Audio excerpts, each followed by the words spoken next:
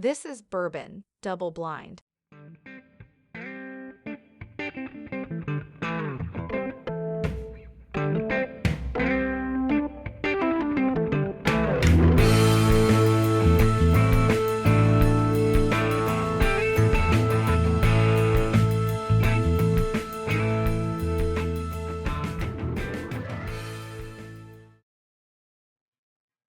Hey guys, before we get started, just a reminder that any profits, proceeds that we make from this podcast will go back to the Bourbon Society of Indiana, or we'll donate to Indiana-based charities, not-for-profits. With that, our sponsor for today's episode is Timberline Sierra Barrel Company. Anything you could want to decorate your space or organize your bottles of whiskey or wine or whatever you have, whatever spirits you're into, they probably make it. I know they're also in the process of actually opening up a storefront, not just being an online retailer anymore, which is really cool that they're growing that fast. They make everything from stave shelves to big, massive displays out of whiskey and wine barrels. I've seen some end tables they've made. They're great. The owner, Rick, is awesome to work with. He is extremely responsive anytime we need something, or anytime I've ordered something as a gift for family. I just ordered my dad a barrelhead that he is carving out so that my dad can put all his poker chips he collects from traveling around the country in. And Rick has been super responsive during that process, and has filled me in the hallway, which I really appreciate that a business owner is able to do that for a single customer. So if you're looking for something to organize your whiskey or wine, or decorate that space, or you are looking for a gift, especially for Father's Day coming up, check them out. That's Timberline Sierra Barrel Company. You can find them at timberlinesierra.com. That's TimberlineSierra.com. You can also find them on Facebook now. And with that, we'll get back to the bourbon. Hey guys, welcome back to Bourbon Double Blind. My name's Brandon. I'm one of three people that help run the Bourbon Society for Indiana. The idea behind Bourbon Double Blind is that we try to pair people together, have them swap 3 samples of bourbons, whiskey, rye, whatever, and taste them blindly so they're not being oohed and awed by the bottle. And they're able to rank them 1 through 3 without knowing what they just drank, and then we can reveal it at the end. Fortunately, we've had some scheduling issues, so you're stuck with just my ugly mug for the next episode or 2 of this. The way I've worked this out is my girlfriend, who knows nothing about whiskey or bourbon, or very little. She knows there's lots of it in our apartment, but beyond that, she doesn't know much about it. I had her take any 3 open bottles on our bar back here, which gives her, I don't know, 30, 40 to choose from, and put them in sample bottles, number 1 through 3. And I'm going to try them without knowing what I'm drinking, and we'll rank them. I'm going to take a guess on just what proof they are. We'll see how far off my palate is there. Yeah, and we'll go from there. We'll rank them, and I'm still basically double blinded. I have no idea what these 3 are out of the, again, 40 or so bottles that are back here opened. And I don't know what's in any of these. So as we're getting going here, I'm going to pour these into 3 different, 2 different types of glasses. This one's a Norland glass. It's pretty cool. It has some ridges on the bottom to help, I guess, aerate or agitate your whiskey. There's sample number 1. Sample number 2. I ran out of these little nice sample bottles, so we emptied out some weird little shooter bottles. We rinsed them out a number of times with water. You put the samples in there. So sample number 2 is going to go in just your run-of-the-mill Glencairn. And sample 3 also going into a Glen. Don't worry, it's not butterscotch schnapps. There's hopefully some decent whiskey in there. Yeah, so I'll try these blindly. I'll rank them 1 through 3, and then just on the other side of my camera here, there's a post-it note in a jar that is folded up. So I had a sheet has written on them what these 3 are and what order they are, or what each of them is, and we'll see what they are. And I think it'll be funny if you didn't check out the first group of Bourbon Double Blind. Andrew and myself swapped samples, and he put a $60 bottle of whiskey above a, I don't know, probably 180, $210 bottle of whiskey, which is what this is about. To we can get people to try different bourbons and realize that it doesn't really matter how expensive it is. It matters how much your tongue and taste buds and nose enjoy it. Sample number one, again, this funky glass, Northern glass. I'm going to take a guess as to the proof. I'm not even going to try and embarrass myself and guess which bottle it might be. Um, let's get a comparison actually of what color they are first. Kind of hard with the light in this glass, but that one not super dark. Um, sample two looks much darker than that first sample, and sample three, I'd say a little darker than the first sample as well, but not quite as dark as sample number one. Sample number one smells pretty light, maybe a little fruity. It's been my first drink of the evening here, so let's see if I don't burn my tongue off. Again, my girlfriend has no idea anything about whiskey back here, so she may have given me something crazy high proof to start, not knowing that it might burn my tongue off and ruin the rest of them.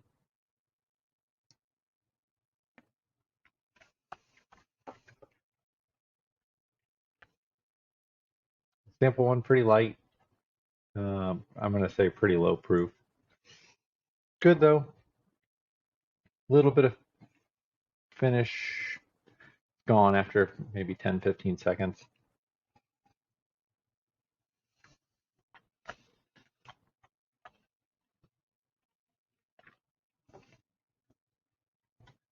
Yeah, sample one, real light.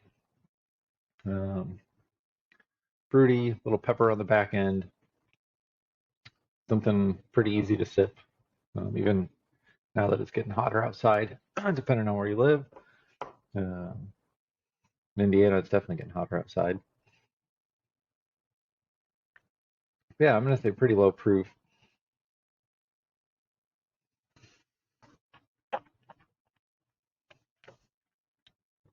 I'm going to go with a proof of 90, 93. That's what we're going with on sample one.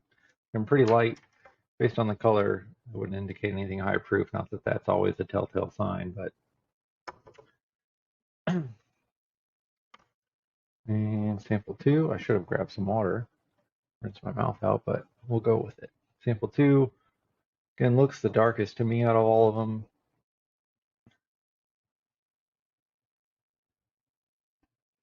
Definitely a heavier smell on it. Gets to you a little more than the sample one did there.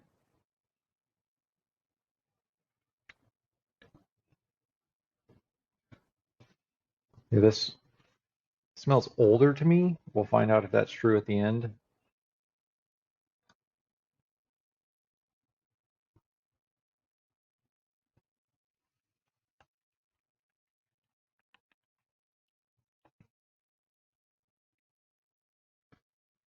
I think that one's much older than sample one.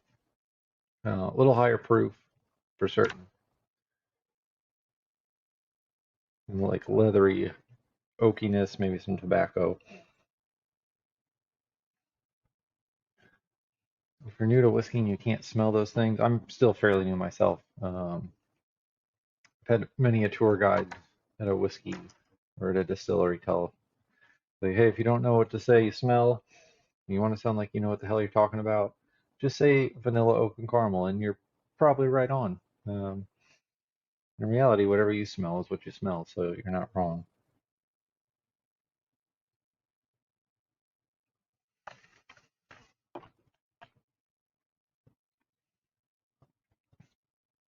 Oh, yeah, two is much higher proof. Got a little, too big of a sip there. Yeah, two is much higher proof. I'm going to say, said the first one was 90, 93. This one's got to be up at 115 or so at least. I wouldn't be surprised if it was higher. Much longer finish, so it's staying in my mouth and that taste is lingering much longer.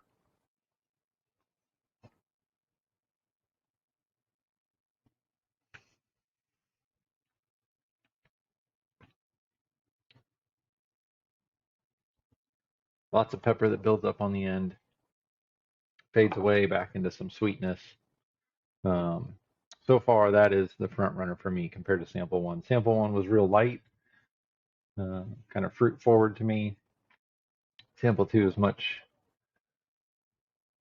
spicier, a little more complex. Stays around on my tongue and in my mouth after I've drank it for more than 5 or 10 seconds, like sample one.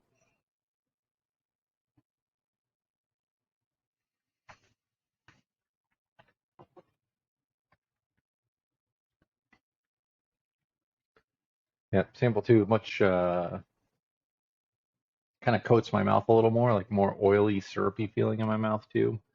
I think I much prefer sample two to sample one so far. Sample three, again, looks a little bit lighter. Ooh,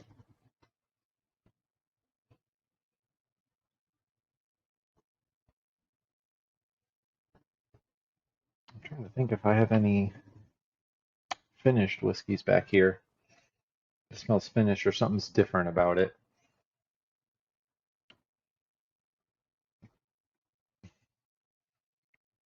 And for me, most finished whiskeys, so they've taken that bourbon or that whiskey and put it in a different type of barrel afterwards. Excuse me. Whether that be a wine barrel or a honey barrel or something. Um, Most of those aren't my jam. I know some people that love them. Um,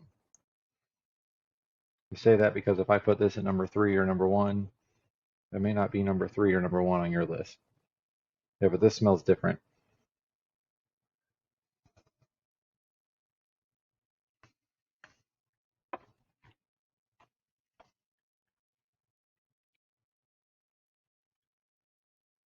Yeah, I don't think number three is my jam. Um, I have a guess as to the bottle because there's a bottle back here that I have open that is not my jam at all. Um, yeah, this is, I mean, definitely a finished whiskey, but we'll see. Maybe I'll sound like an idiot at the end of this.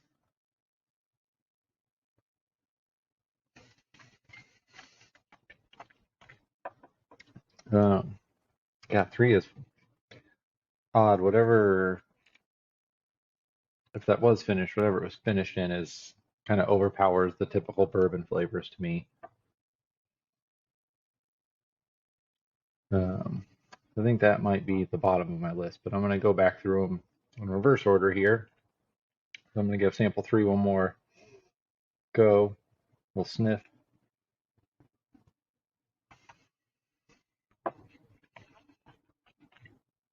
Oh, I need to write down a proof for that too. I have no idea. I'm going to say 98 proof. It's not real hot. The finish on it throws me off, but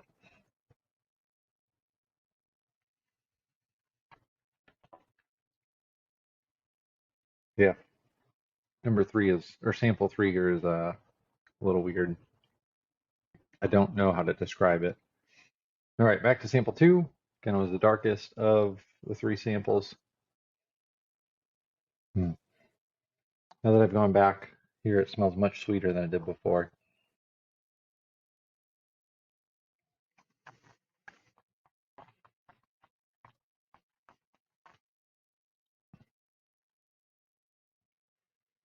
And pepper kind of builds up at the end, stays on my tongue for a while.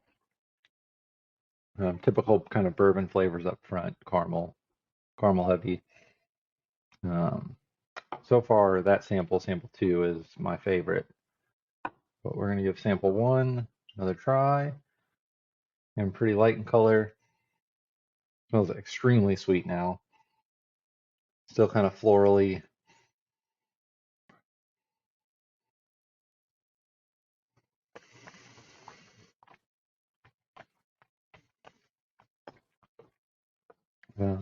Yeah, sample one again is pretty light, like flaky. Hangs around my tongue for a little bit. Not long after, but And really easy to sip on. We'll see what it is. So in sample 1, I guess 93 proof. Sample 2, I'm saying 115. We'll see. Definitely tastes like higher proof than sample 1. Sample 3, I have no idea. It, again, I think is a finished bourbon or whiskey because it smells different, to put it nicely. And it's a different that I don't like. So I'm saying 98 proof on sample 3. I have no freaking idea. My order, though, in which I'm going to put them, is sample 2 is top of my list. Sample 1 is in second, and last place is sample 3. I'm going to reach across here and pull out this note and see what each of these are. Let's see. Sample number 1.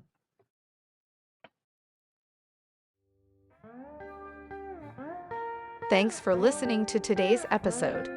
If you would like to be a guest on an episode, email us at podcastbdb@gmail.com. You can also find our group on Facebook at the Bourbon Society of Indiana. Until next time, we hope you find something that tickles your taste buds.